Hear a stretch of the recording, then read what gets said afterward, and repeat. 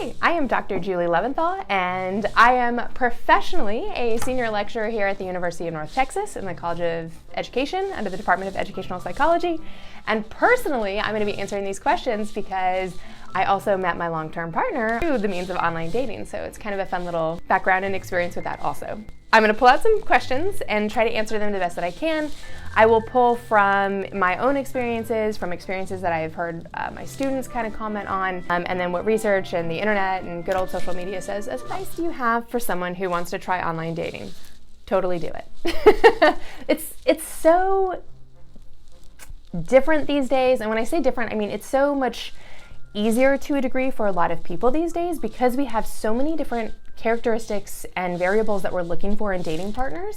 And then also because we have so many diverse personalities. So if you're kind of like me, and I'm a little bit of an introvert, and so I like to put everything out there kind of at the beginning and avoid that awkwardness of first date small talk, then it's perfect for someone like that. Even if you're an extrovert, that's a great opportunity for you to connect with lots of different people at the beginning. So totally try it and see. The other big point of advice that I have for that is don't feel limited if one app or one dating website doesn't work, because yes, they all have very similar features and characteristics, but there are some that are going to be like super awesome for you, and there's some that are just going to be terrible. So you might realize that an app where you just swipe right or left is wonderful for you, and that's what you're looking for and that's what you want. Great, use that.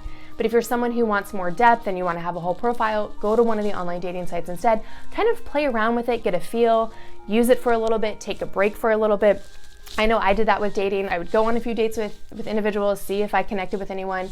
And then if it felt like it was kind of like, oh, I'm not finding who I want, then I would take a little bit of a break, come back to it. So you have a lot of those options for flexibility there. So take advantage of that.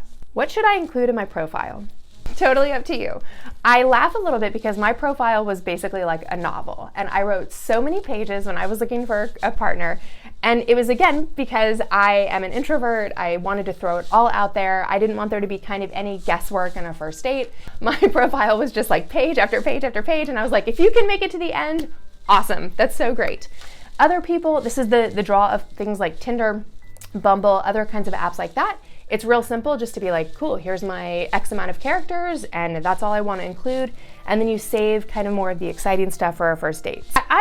I also tend to be kind of prone to including the weird little fun tidbits in profiles that you might not normally like get out on a first date. So it could be like, oh, I read, 20 books a month or something like that. Something really specific that can be that segue to kind of introduce further conversation in the actual date.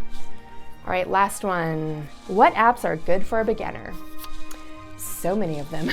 It seems like these days that the apps are getting fairly simple to use, which is nice because you can very easily, like on Tinder and Bumble, for instance, just create a profile very quickly. You can also link certain apps to social media sites, to Instagram and Twitter and Facebook. And so profile information gets loaded in, friend information gets loaded in, location information gets loaded in.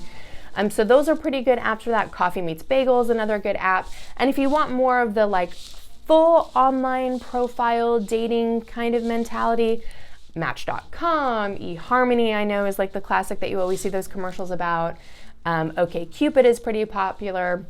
Plenty of Fish is still pretty popular. There's so many different websites out there, and those are just the generic ones.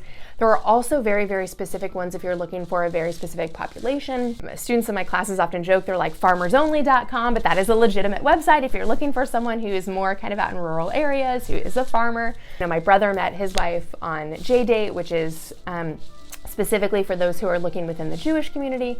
So there are very specific places that you can find individuals depending on what exactly it is that you're looking for.